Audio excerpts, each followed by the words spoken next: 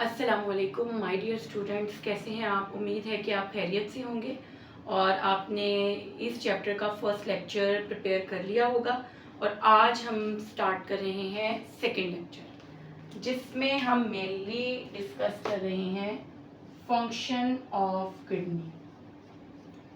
आज का जो हमारा टॉपिक है उसमें हम ये देखेंगे कि किडनी जो वेस्ट रिमूवल का काम कर रही है वो किस तरह करती है, उसका मैकेनिज्म क्या है। तो जब हम फंक्शन ऑफ किडनी की बात करते हैं तो किडनी का फंक्शन एक तो ये है कि इट रिमूव्स मेटाबॉलिक वेस्ट। आपकी बॉडी में वेरियस मॉलिक्यूल्स के मेटाबॉलिज्म के रिजल्ट में जो वेस्ट प्रोड्यूस होता है उसको ये रिमूव करती है। मोर ओवर ये क्या करती है, removes and excrete extra water. जो एक्स्ट्रा वाटर है आपकी बॉडी से वो रिमूव करती है। किस फॉर्म में रिमूव करती है बेटा, यूरिन की फॉर्म में। ठीक है, ये मेटाबॉलिक वेस्ट और एक्स्ट्रा वाटर को रिमूव करती है in the form of urine. ठीक है, इसीलिए हम एक्सक्रीटरी सिस्टम को यूरिनरी सिस्टम का नाम भी देते हैं। अब जो यूरिन फॉर्मेशन है इसके बेसिक 3 स्टेप्स होते हैं। अगर हम देखें कि यूरिन फॉर्मेशन कैसे होती है जो कि मेनली किडनी कर रही है, तो उसके 3 स्टेप्स हैं। एक है बेसिकली ग्लोमेरुलर फिल्ट्रेशन, जहां पर किडनी ब्लड को फिल्टर करती है। फिर है सिलेक्टिव रीएब्जॉर्प्शन, जहां इंपॉर्टेंट आयंस को वापस से ब्लड में लेकर आया जाता है। और थर्ड वन जो चीज है दैट इज ट्यूब्यूलर सिक्रीशन, जहां पर ट्यूब्यूल से कुछ आयन सिक्रीट होते हैं जो पीएच मेंटेन करने में ब्लड की हेल्प करते हैं। ये तीनों स्टेप्स को हमने डिटेल में देखना है। तो यूरिन फॉर्मेशन है किडनी का रोल, जिसमें एक्स्ट्रा वाटर और मेटाबॉलिक वेस्ट होते हैं। और ये पूरा जो यूरिन फॉर्मेशन है वो 3 स्टेप्स में कंप्लीट होता है। तो हमने ये तीनों स्टेप्स को 1 बाय 1 देखना है कि किस तरह किडनी ये काम कर पाती है और जो यूरिन बनता है वो एक्सक्रीट कैसे होता है। तो लेट्स अंडरस्टैंड। देखिए, हमने ये पहले भी डिस्कस किया था। सबसे पहला स्टेप है ग्लोमेरुलर फिल्ट्रेशन। हमें ये बात पता है कि जो एफरेंट आर्टीरियोल है वो ब्लड को लेकर आता है और नेफ्रॉन के अंदर, और वो ब्रेकअप हो जाता है किसके अंदर, कैपिलरीज के एक नेटवर्क में, जिसको हम क्या बोलते हैं, ग्लोमेरुलस। ठीक है, ये ग्लोमेरुलस है, ये पूरा एक कैपिलरी का नेटवर्क है जो कि मौजूद है। और ये किसकी ब्रांचिंग से बना है, बेसिकली ये बना है एफरेंट आर्टीरियोल की ब्रांचिंग से। ठीक है, तो ये तो पहला स्टेप है। अब हम इस फर्स्ट स्टेप को समझते हैं। बेटे देखिए, ये है एफेरेंट आर्टीरियोल जो कि ब्रेक हो गया ग्लोमेरुलस में। ग्लोमेरुलस हाईली पोरस कैपिलरीज का नेटवर्क है। ये बाकी बॉडी की कैपिलरीज से डिफरेंट है क्योंकि ये बहुत पोरस होती हैं। इनकी जो मेम्ब्रेन होती है ना वो फेनेस्ट्रेटेड होती है। ठीक है, फेनेस्ट्रेटेड का मतलब ये होता है पोरस।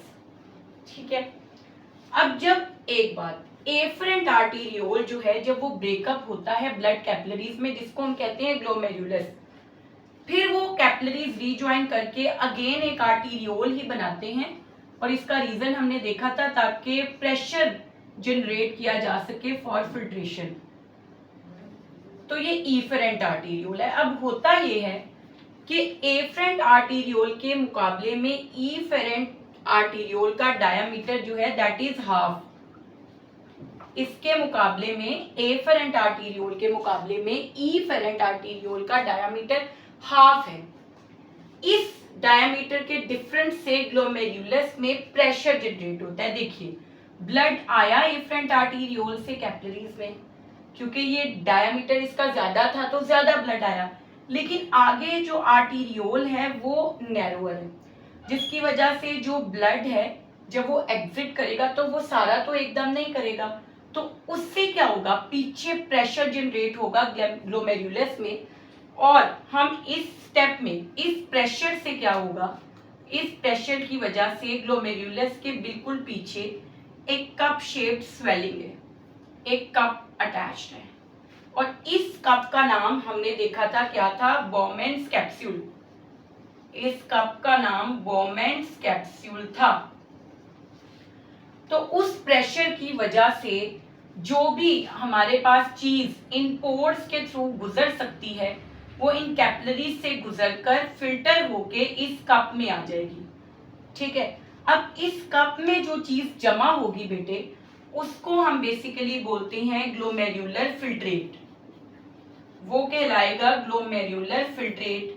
अब इस ग्लोमेरुलर फिल्ट्रेट में वाटर भी है, अमाइनो एसिड्स भी हैं, कुछ फैटी एसिड्स भी हैं, सॉल्ट्स भी हैं, आइंस भी हैं, सोडियम पोटेशियम क्लोराइड आइंस, ठीक है, यूरिया भी है, यूरिक एसिड भी है, कुछ विटामिन भी हैं। जो भी चीज गुजर सकती थी इन कैपिलरीज के थ्रू, क्योंकि सिलेक्टिव फिल्ट्रेशन नहीं हुई है, वो सब कुछ गुजर के इस बोमेन्स कैप्सूल में जमा होगा और उसको हम ग्लोमेरुलर फिल्ट्रेट कहते हैं, जिसका कॉम्पोजिशन है ये। ठीक है, और इस अमल को हम अल्ट्रा फिल्ट्रेशन भी बोलते हैं। ये जो फर्स्ट स्टेप है ना ग्लोमेरुलर फिल्ट्रेशन, इसके लिए अल्ट्रा फिल्ट्रेशन की भी टर्म सिनोनिमसली यूज की जाती है। ठीक है, ये हो गई अल्ट्रा फिल्ट्रेशन। एफरेंट आर्टीरियोल का डायामीटर और इफेरेंट आर्टीरियोल का डायामीटर डिफरेंट, कितना, ये हाफ है, जिसकी वजह से यहाँ पर ग्लोमेरुलस में प्रेशर बिल्ट होता है। उस प्रेशर से इस मेम्ब्रेन के, ये जो कैपिलरीज हैं इनकी मेम्ब्रेन से जो भी चीजें गुजर सकती हैं वो गुजर के इस कप में जमा हो जाएंगी, जिसको हम बोमेन्स कैप्सूल कहते हैं। जो भी कुछ फिल्टर होगा वो ग्लोमेरुलर फिल्ट्रेट कहलाएगा। पीछे कुछ larger proteins, blood cells, RBCs और व्हाइट ब्लड सेल्स वो रह जाएंगे, क्योंकि उनका साइज लार्ज होता है तो वो फिल्ट्रेट में आ नहीं पाते। तो ये फर्स्ट स्टेप था अल्ट्रा फिल्ट्रेशन का, जिसको हम बेसिकली क्या बोलते हैं, ग्लोमेरुलर फिल्ट्रेशन भी, क्योंकि ग्लोमेरुलस के थ्रू होती है फिल्ट्रेशन। ठीक है, ये हो गया ग्लोमेरुलर फिल्ट्रेशन। अब आप देखिए फिल्ट्रेशन जो थी दैट वाज नॉट सिलेक्टिव, वो सिलेक्टिव नहीं थी, बहुत सारी इंपॉर्टेंट चीजें भी फिल्टर होकर आ चुकी हैं बोमेन्स कैप्सूल में। अब बेटा हम मूव करते हैं टू दी नेक्स्ट स्टेप।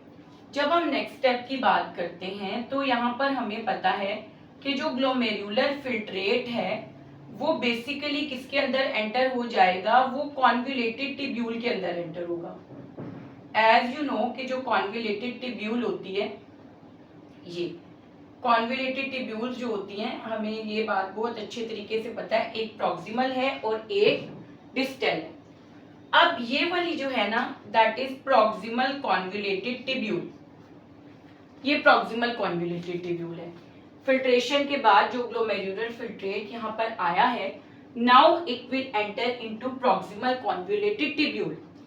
फिर हम ये बात भी जानते हैं कि यहाँ पर होता ये है कि ये जो इफेरेंट आर्टीरियोल है ये क्या बनाता है, एक नेटवर्क बनाता है अगेन ब्लड कैपिलरीज का, और ये वाली जो ब्लड कैपिलरीज होती हैं ये किसके साथ इंटरमिंगल कर रही होती हैं, ये इंटरमिंगल्ड होती हैं इस नेटवर्क के साथ, यानी वो जो है वो इंटरमिंगल्ड होंगी इसके साथ।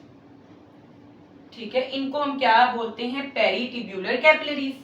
ठीक है, ये इसके साथ इंटरमिंगल्ड हैं और हम इनको पेरीटिब्यूलर कैपिलरीज का नाम देते हैं। ठीक है, ये आ गई हमारी पेरीटिब्यूलर कैपिलरीज, लेट सपोज।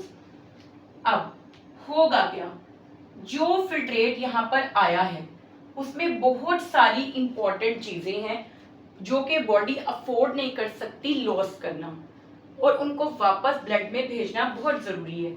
अब ये जो इफरेंट आर्टीरियोल से एक नेटवर्क आया है ब्लड कैपिलरीज का, ये वाला, जिनको हम क्या नाम दे रहे हैं, पेरीटिब्यूलर कैपिलरीज, इनके अंदर ब्लड मौजूद है पेरीटिब्यूलर कैपिलरीज के अंदर, और ये फिल्टर्ड ब्लड है। अब इसके अंदर क्या है, सारी चीजें निकल चुकी हैं, वाटर भी नहीं है और इंपॉर्टेंट आइंस वगैरह भी नहीं है। अब जब प्रॉक्सिमल कॉन्वुलेटेड टिब्यूल्स के अंदर ग्लोमेरुलर फिल्ट्रेट आएगा तो यहाँ पर 75% तक क्या हो जाएगी रीएब्जॉर्प्शन, जो कि सेकेंड स्टेप है। रीएब्जॉर्प्शन वुड बी सिलेक्टिव, यहाँ पर सिलेक्टिव रीएब्जॉर्प्शन होगी। उसमें क्या होगा कि जितनी भी इंपॉर्टेंट आपके वाटर है, ठीक है, मैक्सिमम वाटर 75% तक, इसके अलावा ये जो विटामिन्स थे, जो इंपॉर्टेंट आयंस एंड सॉल्ट्स थे, ठीक है, उन सबको वाटर तो एब्जॉर्ब हो जाएगा ऑस्मोसिस से क्योंकि वाटर सारा निकल गया था। बाकी कुछ चीजें डिफ्यूज करके या एक्टिवली वापस कहां पर लेकर जाई जाएंगी, इसी तरह अमाइनो एसिड्स हैं या ग्लूकोज है, उनको वापस कहां पर भेज दिया जाएगा, ब्लड में एब्जॉर्ब हो जाएगा वो पेरिटिब्यूलर कैपिलरीज में, क्योंकि पेरिटिब्यूलर कैपिलरीज में जो ब्लड है वो तो उसमें से सब कुछ निकल चुका है, तो कॉन्सेंट्रेशन ग्रेडियंट भी एस्टेब्लिश हो गया है। जो ग्लोमेरुलर फिल्ट्रेट है सारा पानी तो इसमें है और पेरिटिब्यूलर कैपिलरीज इंटरमिंगल कर रही हैं इनके साथ, दरमियान में बारीक मेम्ब्रेन्स हैं, ठीक है, एक मेम्ब्रेन इन ट्यूब्यूल्स की है और एक मेम्ब्रेन किसकी है, ब्लड कैपिलरीज की। तो डिफ्यूज करके ये सारी चीजें, वाटर तो डिफ्यूजन से चला जाएगा, बाकी चीजें डिफ्यूजन से या एक्टिव अपटेक से वापस कहां पर जाएंगी, ब्लड के अंदर, ठीक है। क्या हुआ, जो ग्लोमेरुलर फिल्ट्रेट आया था इसमें तकरीबन 75% तक वाटर और बाकी की चीजें वापस ब्लड में चली जाएंगी, क्योंकि रीनल ट्यूब्यूल्स के साथ, प्रॉक्सिमल कॉन्वोल्यूटेड ट्यूब्यूल के साथ इंटरमिंगल्ड है ब्लड कैपिलरीज। ब्लड कैपिलरीज में ये सब चीजें कम है, वाटर डिफ्यूज बैक करेगा, वाटर के अंदर ही ये सारे सोल्यूट्स हैं, तो अलोंग विद वाटर वो भी क्या होगा, डिफ्यूज करके इन पेरिटिब्यूलर कैपिलरीज के अंदर सब कुछ चला जाएगा। यानी ये जो रीनल ट्यूब्यूल्स हैं इनसे डिफ्यूज करके इनके लाइनिंग के सेल्स में आएंगी चीजें, लाइनिंग से इस स्पेस में आएंगी, ये जो स्पेस है इंटरस्टिशियल स्पेस है अराउंड न्यूरॉन, फिर उस स्पेस से ब्लड में चली जाएंगी क्योंकि ब्लड में ये कम है। तो ये हो गई रीएब्जॉर्प्शन, मैक्सिमम चीजें यहाँ पर आकर रीएब्जॉर्ब हो जाती हैं ब्लड के अंदर, और ये सिलेक्टिव है। जो यूरिया है या यूरिक एसिड है वो रीएब्जॉर्ब नहीं होते।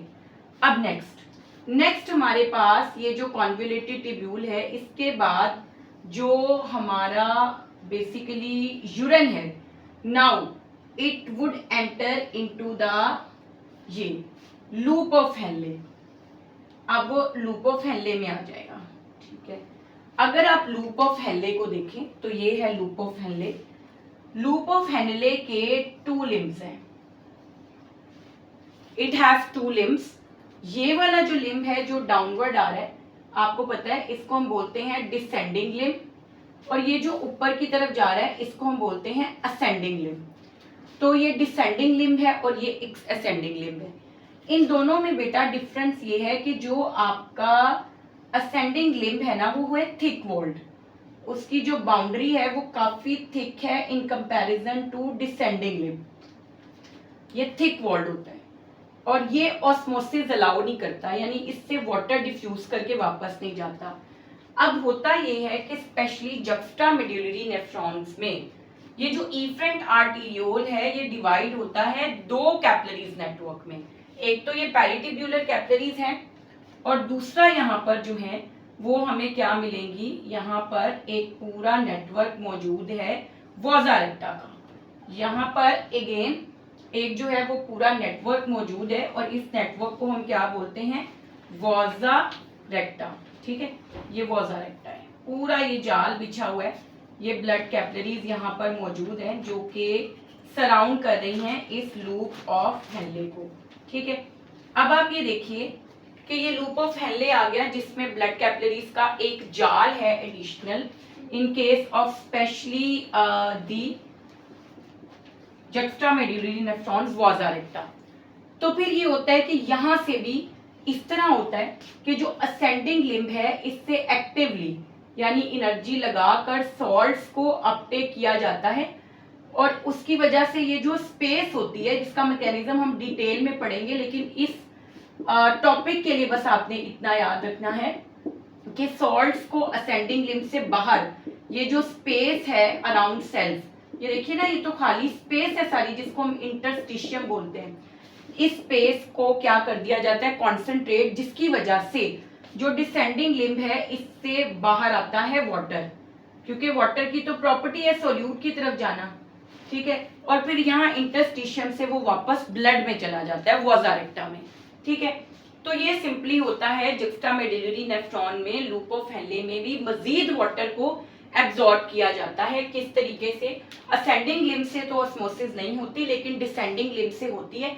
असेंडिंग लिम्ब से सॉल्ट्स को बाहर खींचा जाता है, जिसकी वजह से ये जो स्पेस है ये काफी कॉन्सेंट्रेटेड हो जाती है, क्योंकि डिसेंडिंग लिम्ब थिन वॉल्ड है तो उससे पानी बाहर आता है और बाहर से वॉजा रेक्टा वाले ब्लड में चला जाता है। तो इस तरह ये भी रीअब्जॉर्प्शन में पार्टिसिपेट करती है। फिर जो यूरिन है दैट एंटर्स इनटू दी, फिर अगेन यहाँ पर एक और कॉन्वुलेटेड ट्यूब्यूल्स का नेटवर्क है, जिसको हम क्या बोलेंगे यहाँ पर, that would be known as distal convoluted tubule. ये आ गया डिस्टल कॉन्वुलेटेड ट्यूब्यूल, यहाँ पर एंटर हो जाएगा, ठीक है।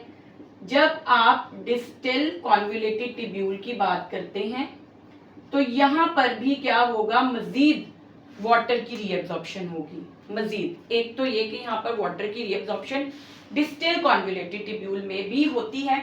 ये जो हम सेकंड स्टेप पढ़ रहे हैं सिलेक्टिव रीअब्जॉर्प्शन का, ये यहाँ पर भी हुई, लूप ऑफ हेनले में भी होगी और डिस्टल कॉन्वुलेटेड ट्यूब्यूल में भी होगी वाटर की रीअब्जॉर्प्शन, क्योंकि ये जो पेरिट्यूब्यूलर कैपिलरीज होती हैं दे ऑल्सो इंटरमिंगल, ये इंटरमिंगल्ड होती हैं किसके साथ, डिस्टल कॉन्वुलेटेड ट्यूब्यूल के साथ भी ये इंटरमिंगल्ड होती हैं, ठीक है।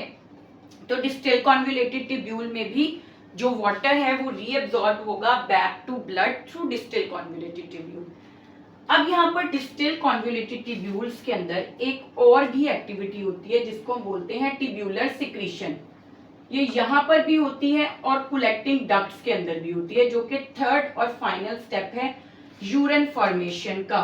यहाँ पर ये आ गई कलेक्टिंग डक्ट, समझे, ये आ गया कलेक्टिंग डक्ट, जो वेरियस नेफ्रॉन्स के जो कलेक्टिंग ट्यूब्यूल्स हैं उनसे यूरिन को इकट्ठा कर रहा है और इसका नाम है कलेक्टिंग डक्ट्स। और यहाँ पर भी specially in case of juxtamedullary nephron होता है ब्लड कैपिलरीज का नेटवर्क, और वो कौन सा होता है, वो वॉजा रेक्टा ही होता है, ठीक है। आपने याद रखना है कि यहाँ पर भी क्या मौजूद होता है, वॉजा रेक्टा। ये भी ब्लड कैपिलरीज का एक नेटवर्क है वॉजा रेक्टा, जो कि आपको कहाँ पर मिलेगा, इन केस ऑफ कलेक्टिंग जो डक्ट्स हैं उनकी सराउंडिंग में भी ये आ रहा होता है, ठीक है। अब आप यहाँ पर देखें कि सिंपली हमारे पास क्या होगा, ट्यूब्यूलर सिक्रीशन जो कि लास्ट स्टेप है, रीअब्जॉर्प्शन मैक्सिमम प्रॉक्सिमल में होती है, बाकी कुछ लूप ऑफ हेनले में होती है और कुछ बाकी डिस्टल कॉन्वुलेटेड ट्यूब्यूल में हो जाती है वाटर की रीअब्जॉर्प्शन। अब ट्यूब्यूलर सिक्रीशन बहुत इंपॉर्टेंट होती है, क्योंकि जो ब्लड की पीएच की मेंटेनेंस है ना, वो ट्यूब्यूलर सिक्रीशन के ही बाइस होती है। यहाँ पर ये हो रहा था कि इंपॉर्टेंट वाटर और मिनरल्स को ट्रांसपोर्ट किया जा रहा था ग्लोमेरुलर फिल्ट्रेट से back to blood circulation. Glomerular filtrate से जो भी चीजें थी उनको वापस ब्लड में भेजा जा रहा था, बट यहाँ पर ऑपोजिट होगा, और वो ऑपोजिट ये होगा कि जो इम्पोर्टेंट कुछ आपके पास इस तरह कुछ आइंस जिसमें स्पेसिफिकली हाइड्रोजन आइंस हैं, अमोनियम आइंस हैं, पोटेशियम है या कुछ हद तक सोडियम भी, इन सब चीजों को ब्लड से वापस कहाँ पर भेजा जाएगा, यूरिन में। इसको हम ट्यूब्यूलर सिक्रीशन कहते हैं। It is very important to maintain the pH of blood. जो ब्लड की पीएच होती है ना, वो होती है 7.4। तो अगर वो ब्लड की पीएच जो है वो ज्यादा या कम हो तो बेसिकली क्या होता है, उसको मेंटेन करने के लिए सोडियम कभी ब्लड में ज्यादा हो जाता है तो उसको रिमूव किया जाता है, पोटेशियम ज्यादा है तो उसको रिमूव किया जाएगा। तो ब्लड की पीएच को 7.4 पर मेंटेन रखने के लिए अकॉर्डिंग टू द सिचुएशन अगर कोई भी चीज ज्यादा है तो उसको ब्लड से कहां पर भेजा जाएगा, कलेक्टिंग डक्ट्स के अंदर। वो सारी चीजें ब्लड से इस कलेक्टिंग डक्ट के अंदर जमा हो जाएंगी ताकि उनको यूरिन के साथ एक्सक्रीट किया जाए। अब यहाँ पर कलेक्टिंग डक्ट्स के अंदर यूरिन अपनी फाइनल फॉर्म में मौजूद है। मोर ओवर अगर वाटर की डेफिशिएंसी हो, मैकेनिज्म हम आगे भी देखेंगे, तो कलेक्टिंग डक्ट्स में भी ये होता है कि वाटर वापस कहाँ पर जाता है, वॉजा रेक्टा के थ्रू ब्लड में।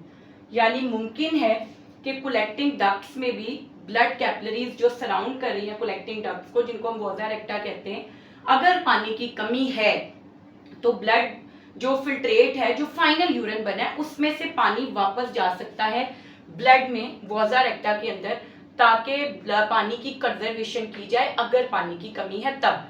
तो वो उसके पीछे एक हार्मोन इन्वॉल्व है, वो जो हमारा नेक्स्ट टॉपिक होगा हम उसमें पढ़ेंगे, बड़ा इंटरेस्टिंग टॉपिक है ये जो हमने पढ़ा है लूप ऑफ हेनले, कि किस एक साइड से सॉल्ट आ रहा है और दूसरी साइड से पानी, और यही कलेक्टिंग डक्ट्स में हमने पढ़ा है कि यहाँ पर भी मजीद पानी को वापस ब्लड में भेजा जा सकता है, उसके पीछे एक हार्मोन रिस्पॉन्सिबल है, वो हम डिटेल में टॉपिक पढ़ेंगे। लेकिन अभी किडनी के रोल के लिए हमें इतनी बातें पता होना लाजमी है कि यहाँ पर भी रीएब्जॉर्प्शन हो सकती है। खैर यूरिन जो है जब कलेक्टिंग डक्ट्स में आता है तो वो अपनी फाइनल फॉर्म में होता है, उसके अंदर ये आयंस भी सिक्रीट हो चुके होते हैं, जिससे ब्लड की पीएच को मेंटेन किया जाता है। अगर आप नमक ज्यादा लेते हैं तो आपने देखा है, अगर आपका अक्सर बीपी लो होता है तो हम कहते हैं कि जी सोडियम आप लें, क्योंकि अगर आपका सोडियम इनटेक कम है या सोडियम कम है तो उससे जो ब्लड का प्रेशर है वो कम हो जाता है। अगर आप सोडियम कम, यानी आपकी बॉडी में नमक नहीं है, सोडियम नहीं है जिसको हम कहते हैं, तो आपकी बॉडी में ब्लड का प्रेशर कम हो जाता है, क्योंकि एक्सक्रीशन हो गई है ना। तो एक्सक्रीशन से क्या होता है, जब ज्यादा आपका एक्सक्रीट हो रहा है सोडियम, पीछे उसके पानी भी जा रहा है, तो इस वजह से क्या होता है, वॉल्यूम डिक्रीज हो जाता है ब्लड का और ब्लड का प्रेशर कम हो जाता है। तो हम कहते हैं हम नमक खाएंगे तो हमारा ब्लड प्रेशर ठीक होगा। तो उस हवाले से मैं ये बात कहना चाह रही हूँ कि आयंस को ब्लड से जो ब्लड है ये वॉजा रेक्टा और पेरिटिब्यूलर कैपिलरीज में, उससे इस फिल्ट्रेट में भेजा जाता है अकॉर्डिंगली, अगर ज्यादा या कम है, ताकि उसको पीएच ब्लड की मेंटेन कर सके। तो फाइनल यूरिन जो है वो अपनी इस फॉर्म में आ जाता है। ये बड़ा इंपॉर्टेंट लॉन्ग क्वेश्चन है, आपने याद रखना है कि it's very important long question, paper में कई बार आता है। फिर उसके बाद बेटे फाइनल यूरिन की एक्सक्रीशन कैसे होती है, अगर हम देखें तो ये कलेक्टिंग डक्ट्स में यूरिन आया। अब ये जो कलेक्टिंग डक्ट्स होते हैं, हम इसको थोड़ा सा यहीं पर देखते हैं कि जो कलेक्टिंग डक्ट्स होते हैं वो क्या करते हैं, वो ज्वाइन करके पेपिलरी डक्ट्स बनाते हैं, और ये जो पेपिलरी डक्ट्स होते हैं अल्टीमेटली एक फनल शेप स्ट्रक्चर बनाते हैं जिसको हम कहते हैं रीनल पेल्विस। फिर रीनल पेल्विस से ब्लड जाता है यूरिटर्स के जरिए ब्लैडर के अंदर, ठीक है, ये पैसेज वे है, ब्लैडर में जाएगा, ये हमारी बुक में उन्होंने मेंशन भी किया हुआ है, और वो ब्लैडर में चला जाएगा, ठीक है। ये वाला अलग सा हमारा टॉपिक है क्योंकि स्पेस के ऊपर हमने कहा हम इसको यहीं डिस्कस कर लें। तो ये इस तरीके से पाथवे है। फिर बेटा आप ये देखिए कि जो ब्लैडर होता है, यूरिन आपके उसमें स्टोर होता है, और जब ब्लैडर फिल हो जाता है तो इसकी कॉन्ट्रैक्शन होती है, ठीक है। अगर ब्लैडर जो है वो फुल हो जाता है यूरिन से तो इसके मसल्स जो हैं वो कॉन्ट्रैक्ट करते हैं, और उसकी कॉन्ट्रैक्शन से एक प्रोसेस होता है जिसको हम बोलते हैं मिक्चुरेशन। मिक्चुरेशन हम किसको कहते हैं, यूरिनेशन को, उसमें यूरिन इज एक्सक्रीटेड आउट, ठीक है। यूरिन किसके थ्रू बाहर जाता है, एक ट्यूब के जरिए जिसको हम बोलते हैं यूरिथ्रा। ब्लैडर जब फुल हो जाता है तो ब्लैडर की जो अगर हम देखें ना, यहाँ पर सिंपली ये समझे, ये ब्लैडर है, ठीक है। तो जो ब्लैडर होता है इसके आगे यहाँ पर एक ट्यूब है जिसको हम बोलेंगे यूरिथ्रा। यहाँ पर मसल्स गार्ड कर रहे होते हैं ब्लैडर को, जो ब्लैडर है that is guarded by muscles, ठीक है। तो वो जो मसल्स होते हैं वो उनकी वजह से क्या होता है कि ये ओपनिंग खुलती है, और खुलने की वजह से यूरिथ्रा के जरिए यूरिन बाहर चला जाता है, ठीक है। जब ये भर जाएगा, इनके ऊपर प्रेशर आएगा, ये कॉन्ट्रैक्ट करेंगे, ये ओपनिंग दरमियान से खुलेगी और यूरिथ्रा के जरिए urine would be excreted out, ठीक है। एक नॉर्मल पर्सन के अंदर जो यूरिन पर डे है, यूरिन अगर पर डे देखें तो that is 1 to 2 litres, but it could vary according to the availability of water. Urine एक एवरेज पर्सन के अंदर पर डे 1 to 2 लीटर्स होता है, लेकिन वाटर की अवेलेबिलिटी के ऊपर ये फिगर वेरी कर सकता है। अगर पानी ज़्यादा है तो यूरिन डाइल्यूट बनेगा और ज़्यादा बनेगा, और अगर पानी कम है तो किडनी यूरिन को कंसंट्रेट करेगी और मैक्सिमम वाटर जो है वो कंजर्व कर लेगी। तो ये नॉर्मल है, लेकिन आपने देखना है कि जो यूरिन, ये नॉर्मल रेंज उन्होंने बताई हुई है, ठीक है, ये यूरिन का पैसेज वे, ये नॉर्मल रेंज है, लेकिन जो वाटर की अवेलेबिलिटी होती है ना, उस पे बहुत यूरिन की कंसंट्रेशन डिपेंड करती है, ठीक है। अगर आपके पास वाटर एक्सेस में है, ठीक है, ये दो सिचुएशन है, अगर वाटर एक्सेस है तो डाइल्यूट और फ्रीक्वेंट यूरिनेशन, ठीक है, बार बार भी हो सकती है। और अगर हमारे पास वाटर जो है वो रिस्ट्रिक्टेड है, बॉडी में पानी कम है, तो that will result in concentrated scanty urine. Urine कम भी होगा और वो कंसंट्रेटेड भी होगा। फॉर एग्जाम्पल बॉक्स में भी उन्होंने बताया है कि ड्यूरिंग समर्स जब बहुत ज़्यादा गर्मी होती है, टेम्परेचर हाई होता है, तो थर्मो रेगुलेशन की वजह से जब थर्मो रेगुलेशन करनी होती है तो ड्यू टू थर्मो रेगुलेशन जो स्वेटिंग है उसके अंदर भी वाटर लॉस हो रहा होता है। तो स्वेटिंग की वजह से पानी कम होता है बॉडी में, तो किडनी जो होती है वो कंसंट्रेटेड यूरिन प्रोड्यूस कर रही होती है ताकि मैक्सिमम वाटर को बॉडी में बचा सके। तो बेटा ये था हमारा कंप्लीट प्रोसेस, जिसमें पहला स्टेप अल्ट्राफिल्ट्रेशन था, सेकंड स्टेप सिलेक्टिव रीएब्जॉर्प्शन था, और थर्ड था ट्यूबुलर सिक्रीशन, जिसको हमने डिटेल में डायग्राम के जरिए डिस्कस किया कि क्या क्या स्टेप्स हैं। उसके बाद हमने, क्योंकि स्पेस ऊपर थी, तो ये हमने यूरिन पैसेज वे देखा कि यूरिन किस तरीके से बनने के बाद किन किन डक्ट से गुजर के फाइनली एक्सक्रीट होता है और उसकी यूरिनेशन की टर्म क्या है। ये एवरेज यूरिन है पर डे, लेकिन वाटर की अवेलेबिलिटी पे इट कुड वेरी, और इससे ये बात जाहिर होती है, ये बात कुछ येलो बॉक्सेस में भी बताई गई है। तो इस वाली बात से इस बात का प्रूफ मिलता है कि किडनी ना सिर्फ एक्सक्रीटरी है बल्कि किडनी का रोल ऑस्मोरेगुलेटरी भी है, क्योंकि उसकी यूरिन की जो कंसंट्रेशन है वो कौन डिसाइड कर रहा होता है, वाटर की अमाउंट आपकी बॉडी में। तो जो किडनी है वो ऑस्मोरेगुलेटरी भी है, और यहाँ से भी ये बात प्रूव होती है कि थर्मोरेगुलेशन के दौरान जब स्वेटिंग हो रही होती है बहुत ज़्यादा गर्मियों में, तो किडनी कंसंट्रेटेड यूरिन प्रोड्यूस करती है ताकि वो वाटर लॉस जो कि स्वेटिंग के थ्रू हो रहा है उसको वो कंपनसेट कर सके, बॉडी में ना पानी की कमी हो जाए। और इतना इंपॉर्टेंट है किडनीज का रोल कि हर कार्डियक बीट के साथ जो 20% ब्लड है वो किडनीज रिसीव करती हैं। 20% ब्लड जो है वो किडनीज रिसीव करती हैं और उसकी फिल्ट्रेशन करती हैं। ठीक है, हर कार्डियक बीट के साथ 20% फ्लूइड किडनीज में आके फिल्टर होता है। तो ये आज का बेटा हमारा कंप्लीट टॉपिक था। आई होप कि ये आपको क्लियरली अंडरस्टैंड हुआ है। अगर आप ये वीडियो स्टार्ट से लेकर एंड तक देखते हैं तो आपको पॉइंट वाइज एक एक चीज क्लियर हो जाएगी कि हमारे पास ये जो अल्ट्रा फिल्ट्रेशन है ये किस तरह हो रही है, फिर हमारा ये जो सिलेक्टिव रीअब्जॉर्प्शन सेकंड स्टेप था ये किस तरह हुआ, और थर्ड जो है वो ट्यूब्यूलर सिक्रीशन कैसे हुआ। बहुत इंपॉर्टेंट टॉपिक है, बोर्ड के हवाले से कई बार पेपर में लॉन्ग क्वेश्चन आ चुका है। मजीद हम इसको कंटिन्यू करेंगे कि यूरिन अगर पानी की कमी हो तो वो किडनीज कॉन्सेंट्रेट कैसे करती हैं। तो आपने ये लेक्चर नोट कर लेना, इंशाल्लाह हम इसको यहीं से कंटिन्यू करेंगे बेटा। टेक केयर, अल्लाह हाफिज।